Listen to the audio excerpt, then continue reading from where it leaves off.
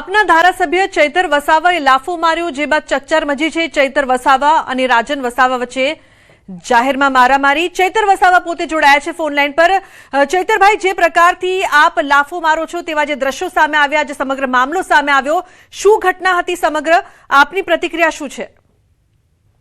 23 તારીખના રોજ મેટ્રોપોલિટિકલ private limited કંપનીમાં બ્લાસ્ટ થયો હતો અને અમારા વિસ્તારના 16 જેટલા કામદારોને ગંભીર રીતે દાઝી ગયા હતા।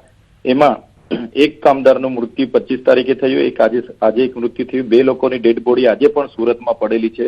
આજ દિન સુધી જે મૃત્યુ પામ્યા, જે વેન્ટિલેટર પર છે અને જે સારવાર હેઠળ છે, એના પરિવાર સાથે સાંત્વના આપવા કંપનીના એક પણ વ્યક્તિ ત્યાં પહોંચ્યા નથી અને પ્રશાસન દ્વારા કોઈ પણ કામગીરી કે કોઈ પણ વસ્તુ કરવામાં આવી નથી। પરિવારનો કાલે ફોન હતો, અમારા જિલ્લાના પ્રમુખ પિયુષભાઈ પટેલને મેં ત્યાં મોકલ્યા, મુલાકાત લીધી અને પરિવારના લોકોએ કીધું કે ચૈતરભાઈ કાલે અમારી સાથે આવો, અમે પીડિત પરિવાર તમારી સાથે છે અને કંપનીને વાત કરો કે અમારા બી નાના નાના છોકરાઓ છે, અમારે કોઈ જીવવા માટે કઈ છે નથી। જુવાન 27-28 વર્ષના દીકરા મૃત્યુ પામે। અમે 11:30 થી લઈને 1 વાગ્યા સુધી કંપનીના ગેટ પર હતા, પણ એક રોનક કરીને એક ભાઈ અંદરથી આવે છે અને કહે છે કે આ રીતનું અમે ઉપર વાત કરી છે, પ્રોસેસ ચાલે છે। અમે કીધું ભાઈ જે સારવાર લીધી છે એ હોસ્પિટલની ફી તો તમે ભરી દો, જેથી કરીને ડેડ બોડી ત્યાંથી લાવી શકાય, અગ્નિ સંસ્કાર કરી શકાય। તો હું મેનેજર મેં એને પૂછ્યું ભાઈ તમે કોણ છો? એ કહે કે હું તો આ બાજુ ધોળકુવા ગામનો વતની છું અને કંપની તરફથી એ ભાઈ આવ્યા હતા અને કંપની તરફથી વાત ઉપર કરીએ છીએ, વાર લાગશે, આ કરશે તે કરશે। એટલે અમે કીધું કમસે કમ મેનેજરને બોલાવો, HR હેડને બોલાવો અને પરિવાર સાથે વાત કરે ને એનું નિરાકરણ લાવે।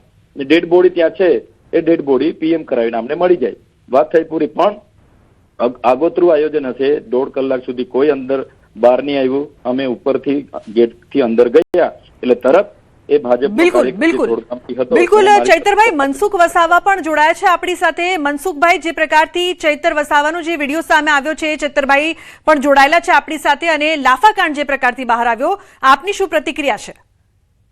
જો ઝઘડિયા GIDC માં જે ઘટના ઘટી એનાથી અમે પણ ખૂબ દુઃખી છે અને જે પરિવાર જે ભોગ બન્યા છે અને બાકીના દાઝી ગયેલા છે એ બધા માટે અમે ચિંતિત છે અને સરકારમાં અને જિલ્લાના વહીવટી તંત્ર આની સાથે જે લોકો જોડાયેલા બધા સાથે સમય સમય અમારી વાત ચાલે છે અને યોગ્ય એમને વળતર મળે અને સારવાર પહેલા તબક્કે તેમને સારવાર સારામાં સારી રીતના થાય, બિલકુલ સાજા થઈ જાય અને પછી એ જે પણ પોલીસ તપાસમાં આવે તે પ્રકારે કંપનીની સામે કે જે પણ કાર્ય કંપનીને ક્લોઝર નોટિસ પણ આપી દીધી છે।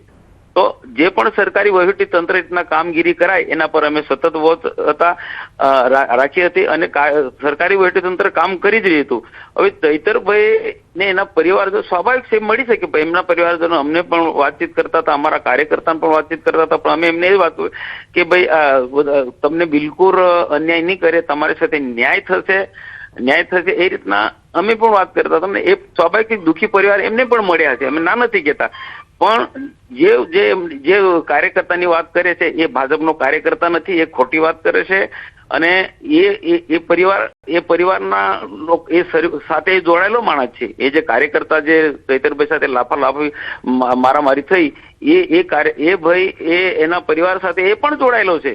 તો એક જૂનો ઇતિહાસ છે કે ચૈતરભાઈ અમુક કંપનીમાં પહેલા રીતના વાટાઘાટો કરી, એમાં કોઈ પરિણામ નથી આવ્યું, તો આ કેટલાક લોકોને એવું કે ભાઈ આમાં રાજનીતિ ના લાવો, તમે સરકારી વહીવટીતંત્ર જે પ્રકારનું કામ કરી રહ્યું છે એ રીતના કરવા દો। એટલે આ ભાઈ સાથે વાર્તાલાપ થાય તો વાતચીત થતી હતી, તો વાતચીત થતી તેમાં ચૈતરભાઈ જે રીતના વાત કરી હોય તે રીતના આશ્વાસન એને આપવું જોઈએ, થતા એની જે રીતના નિયમ આવે તે રીતના એ ભાઈ સાથે વાત કરી છે। પણ એ આવેશમાં આવી, ગુસ્સામાં આવીને પેલા જે રોનકભાઈ કે મને નામ પણ ખબર નથી, એને સીધો લાફો મારી દે છે, એ યોગ્ય નથી કહેવાય। આ એક ધારાસભ્ય તરીકે આવી રીતના તમે લાફો મારો એ બરોબર નહીં। બિલકુલ ચૈતરભાઈ, જે પ્રકારથી મનસુખભાઈ કહી રહ્યા છે કે વાતચીત થઈ રહી હતી અને વાતચીત દરમિયાન ગુસ્સામાં આવીને આપે લાફો માર્યો તે યોગ્ય નથી। મનસુખભાઈ, ચૈતરભાઈ બંને જોડાયેલા છે। ચૈતરભાઈ, આપની શું પ્રતિક્રિયા છે મનસુખભાઈની આ વાત પર? 2 દિવસથી કામદારોની ડેડ બોડી ત્યાં સુરતની હોસ્પિટલમાં પડી છે, ફી નથી ભરી એટલા માટે હજુ PM કરવા માટે ડેડ બોડી પણ નથી મળી, અંતિમ સંસ્કાર કરવા માટે પણ નથી મળી ને જે લોકો વેન્ટિલેટર પર છે એમને પણ તમે એમના પરિવારને પૂછી લો, જે લોકો સારવાર હેઠળ છે એમને પૂછી લો। 5 દિવસ થયા, એક પણ કંપનીનો માણસ, એક પણ પોલીસ અધિકારી, કોઈ પણ પ્રશાસનનો માણસ આજ દિન સુધી ત્યાં ગયો નથી કે કોઈ નેતા કોઈ પૂછવા ગયો। સાંજે મારા પર પરિવારનો ફોન આવ્યો, અમારા જિલ્લા પ્રમુખને મોકલ્યા, અને જિલ્લા પ્રમુખ સાથે મળ્યા પણ છે, એના વિડીયો પણ તમને મીડિયાને મોકલેલા છે. અને જે ભાઈ કંપની તરફથી વાત કરવા માટે આવ્યો તો એ ધોળગામનો ભાજપનો કાર્યકર છે, એને અમે ચોખ્ખું જ કીધું ભાઈ કંપનીના કોઈ જવાબદાર વ્યક્તિને બોલાવો, આ પીડિત પરિવાર હાથે અમે આવ્યા છે. 11:30 થી 1 વાગ્યા સુધી અમે ગેટ પર હતા. તો કંપની વેન્ટિલેટર પર છે, બીજા સારવાર. કંપનીને આટલી પણ ગંભીરતા નથી, પ્રશાસનને આટલી પણ ગંભીરતા નથી. આજે ચૈતરભાઈ ગયા, ચૈતરભાઈએ કીધું અને જે માણસે મારી સાથે ઝપાઝપી લાફિયાવાળી કરી એના માટે આખું મીડિયા અને આખા નેતાઓ બોલી રહ્યા છે. પણ તમે કેટલી વાર એ પરિવાર સાથે વાત કરી, કંપની સાથે કેટલી વાર વાત કરી, કેમ ત્યાં કોઈ ગયું નહીં? 5 દિવસ સુધી કોણ કાં હતું, કેમ એ મોટો પ્રશ્ન છે. કેમ માણસ મૃત્યુ થઈ જાય, કંપનીને માનવતા જેવું નથી, પ્રશાસનને માનવતા જેવું નથી. એના નાના છોકરાઓ છે, પરિવારમાં એના મા બાપ વૃદ્ધ છે, એકને એક દીકરો હતો, એની જવાબદારી લેવા વાળો. 2 લોકો મરી ગયા છે, ડેડ બોડી આજે ત્યાં પડીને કોઈ જવાબ નથી આપવા વાળું. ડેડ બોડી ત્યાં પડેલી છે, અમારા લોકો હજુ પણ ત્યાં છે, ગઈકાલે રાતે 2 વાગ્યા સુધી ત્યાં હતા. તો પ્રશાસનની જવાબદારી, કંપનીની એટલી બી એમને ગંભીરતા નથી. હજુ તો કેટલા લોકો વેન્ટિલેટર. એટલે કહેવાનો માત ચૈતર વસાવા જાય એટલે બધાને રાજનીતિ. આ રાજનીતિની વાત નથી, પરિવારના દુઃખની પીડા છે. અને મને એ લોકોએ બોલાવ્યો, હું 11:30 વાગ્યાનો 1.5 કલાક ગેટ પર હતો. તો કોઈ માણસ જવાબદાર વાત કરી લે કે ભાઈ અમે સાથે છે, અમે પરિવારનું જે કંઈ એમના એક માણસને કામ આપવાનું હશે, કોઈનું વળતર આપવાનું હશે, પોલિસી હશે, એ જ વાત કરવાની હતી ને. બીજું કોણે શું ડિમાન્ડ કરી? કોઈએ કોઈ ડિમાન્ડ કરી નથી, બસ વાત કરવાની હતી. પેલા લોકો બેભાન થઈ ગયા, કોઈ પોલીસ વાળાએ કોઈ એની કીધું, કોઈ એ નહીં. એટલે ચૈતરભાઈ, બિલકુલ આપની વાત બિલકુલ યોગ્ય છે, પરંતુ જે દ્રશ્યો સામે આવ્યા જેમાં આપે પહેલા લાફો માર્યો તે સવાલ હાલ પૂછવામાં આવી રહ્યો છે કે વાતચીત પણ થઈ શકતી હતી. મનસુખભાઈ, આપ શું કહેશો? ચૈતરભાઈની વાત આપણે સાંભળી. જો ચૈતરભાઈ ની વાત પૂરી મેં સાંભળી. એમની તદ્દન પાયા વિહોણી છે. એ સરકાર આરોપ કરે, વહીવટી તંત્ર પર ખોટો આરોપ કરે છે. વહીવટી તંત્ર બિલકુલ નિષ્પક્ષ રીતે તપાસ કરી રહ્યું છે અને એના માટે ચિંતિત પણ જેટલી જે ઘટના ઘટી એ એટલી આકસ્મિક ઘટના ઘટી છે એટલે સ્વાભાવિક છે. દાઝી ગયેલા લોકો, એને ડોક્ટરો પર આધાર છે. આખું વહીવટી તંત્ર જેટલા એ કંપની સાથે, અધિકારી સાથે જોડાયેલા બધા જ લોકો એમાં કરે. ખુદ કલેક્ટર સાથે પણ મારી વાતચીત ચાલે છે. આજે 4-5 કલાક પહેલા પણ મારે કલેક્ટર સાથે વાત કરી. જે નિયમ પ્રમાણે થતું હોય તે પ્રકારે બધું જ કરે છે. અને એક બાજુ કે ડેડ બોડી પડેલી છે અને બીજો કેટલાક દવાખાને છે. તો એવા લોકોને પહેલા સારવાર આપવાની જરૂરિયાત છે, નહીં કે પહેલા વળતર. અને વળતર માટે મેં જ્યાં કહેવાનું મેં કીધું બિલકુલ સરકારના ધારાધોરણ મુજબ ઉપર ઉઠીને એમને યોગ્ય વળતર મળવું જોઈએ, એ રીતના મેં રજૂઆત કરી છે. પણ પહેલા એમને સારી સારવાર, જે ડેડ બોડી મળી છે એનું જે ક્રિયા કરવી જોઈએ એ પણ કરવી જોઈએ. તો આ ધારાસભ્ય આમાં સહયોગ આપવો જોઈએ. સરકાર પર આરોપ મૂકે, પોલીસ પર આરોપ મૂકે, તદ્દન ખોટી વાત છે. એમને તે ટેવ પડી ગઈ છે. બિલકુલ. ચૈતરભાઈ, મનસુખભાઈની વાત આપે સાંભળી, પરંતુ એક ધારાસભ્યની રીતે જ્યારે કોઈ પીડિત પરિવારનો સગા સંબંધી આવે તો તેને લાફો મારવો કેટલો યોગ્ય છે? કારણ કે વિડીયોમાં જોઈ શકાય છે પહેલો લાફો આપે માર્યો છે. સાંભળો, એના પહેલાનો વિડીયો જ નથી. એ ભાઈ જે કંપનીનો હવાલો લઈને આવ્યા છે, ધોળગામના રોનક કરીને ભાજપનો કાર્યકર છે. બીજી વાત, 5 દિવસથી એફઆઈઆર નથી કરી પોલીસે. કે માણસ મરે એટલે પોલીસે છેલ્લે 0 વર્ષથી એફઆઈઆર કરવાની હોય છે કે નહીં? જે ડેડ બોડી પડી છે એનું ઇન્વેસ્ટનામું પોલીસે આજ દિન સુધી નથી કર્યું. તો આપણે ડેડ બોડી એમને લાવી દેવાની? એનું પીએમ કરાવવાનું છે કે નહીં? તો પ્રશાસનની શું જવાબદારી છે? પોલીસની શું જવાબદારી છે? કેસ બન્યો, ભલે આકસ્મિક થયું, એની 0 વર્ષથી એફઆઈઆર થવી જોઈએ. અને જે ડેડ બોડી 2 દિવસથી ત્યાં પડેલી છે, હજુ ઇન્વેસ્ટનામું પોલીસે રજૂ નથી કર્યું. તો એ લોકો કહેવાનું એવું છે કે તમે લઈ જાઓ, પીએમ નહીં થાય. પીએમ વગર ડેડ બોડી લઈને આવશે, પોલીસ એની પાસ થશે, એને વળતર મળશે. કોણ કહે છે કે પીએમ વગર વળતર મળે છે?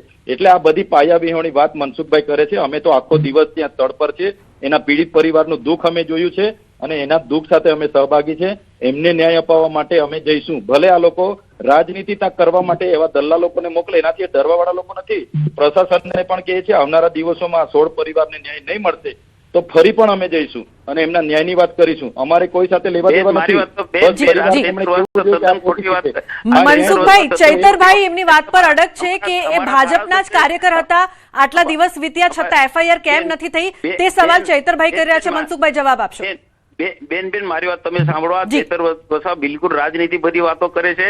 અમારા ઝઘડિયાના ધારાસભ્ય, આ તો ચૈતર વસાવા તો ડેડિયાપાડાનો ધારાસભ્ય છે, પણ અમારા સ્થાનિક ધારાસભ્ય રીતેશ વસાવા પણ બિલકુલ આ મામલે સતત સક્રિય છે. અને એની રીતના જે નિયમમાં જે આવતો હોય બધા અધિકારીઓ સાથે, અને એ જયારે ચૈતર વસાવા ત્યાં હોય ત્યારે પેલા ધારાસભ્ય પણ ત્યાં જ હતા. તો ખરેખર તો ધારાસભ્ય સાથે મળીને એમને બંને ધારાસભ્ય ભેગા મળીને એ પરિવારજનોને એને મદદરૂપ થવા માટેની વાર્તાલાપ કરવી જોઈએ. અલગ અલગ ચોકો બનાવીને ચાલે. અમારા ધારાસભ્ય ત્યાં જ હતા તો કેમ અમારા રીતેશભાઈ ધારાસભ્ય સાથે એ મળ્યા નથી? તે એટલે આ રાજકીય ખીચડી પકવવા માંગે છે. રાજનીતિને એને ટેવ પડી ગઈ. ભૂતકાળમાં પણ તમે આવા કંપનીમાં કઈ પણ ઘટના ઘટી હોય ત્યાં રાજકીય સ્વરૂપ આપવા માંગે છે. બિલકુલ મનસુખભાઈ, ચૈતરભાઈ, આભાર અમારી સાથે જોડાવા બદલ. તો આ મામલે રાજકારણ ગરમાયું છે. ચૈતર વસાવા કહી રહ્યા છે કે તે ભાજપનો કાર્યકર હતો, FIR હજુ સુધી નથી થઈ. ત્યારે મનસુખ વસાવાનું કહેવું છે કે જે તંત્ર છે તે યોગ્ય કામગીરી કરી રહ્યું છે. આવેશમાં આવીને ચૈતર વસાવાએ જે લાફાવાડી કરી છે તે બિલકુલ યોગ્ય નથી. એકવાર ફરી આ દ્રશ્યો જોઈ લો જેમાં કઈ રીતે આ લાફાકાંડ છે તે સામે આવ્યો છે અને ચર્ચાનો વિષય બન્યો છે. ધારાસભ્ય ચૈતર વસાવાએ લાફો માર્યો હતો, જે બાદ મામલો બિચક્યો હતો. આમાં જે પોલીસે ભૂમિકા ભજવી છે એ ખૂબ જ નિંદનીય અને દુઃખદાયક છે. પોલીસે એમના માણસોને બોલાવી ખોટા વિડીયો પણ બનાવ્યા છે અને અહીંયા પૈસા માંગવા આવેલા છે. દ્વારકામાં કારમાં અચાનક ભભૂકી આગ. ખંભાળિયા પોલીસ સ્ટેશન પાસે આગ. મુદ્દામાલ તરીકે કબજે કરેલી કારમાં આગ લાગવાની ઘટના. ફાયરની ટીમે આગ પર કાબુ મેળવ્યો છે. નજીકના કચરાથી આગ ફેલાઈ હોવાનું અનુમાન છે. સદનસીબે આ ઘટનામાં કોઈ જાનહાનિના અહેવાલ નહીં. તો ફાયરની ટીમે આગ પર કાબુ મેળવ્યો છે. ઉલ્લેખનીય છે કે અચાનક આગ લાગતા અફરાતફરીનો માહોલ જોવા મળ્યો હતો. જો કે સદનસીબે આ સમગ્ર ઘટનામાં કોઈ જાનહાનિના સમાચાર નથી. ખંભાળિયા પોલીસ સ્ટેશન પાસે અચાનક આગની ઘટના સામે આવી છે. તો મુદ્દામાલ તરીકે કબજે કરેલી કારમાં આગ લાગી હતી, જે બાદ ફાયરની ટીમ ત્યાં પહોંચી હતી. સુરતમાં નવી કમરુનગર ટેનામેન્ટ પાસે હુમલા દરમિયાન હત્યા.